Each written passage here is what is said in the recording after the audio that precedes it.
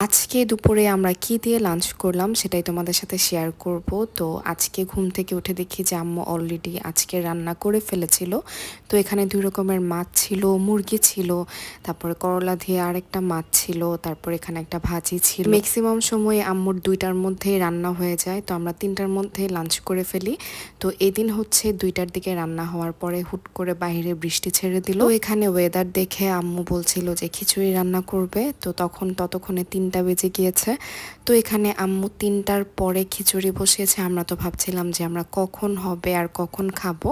তো খিচুড়ি হতে তো বেশি সময় লাগে না। তো 3টার দিকে আম্মু গরুর মাংস বসিয়েছে।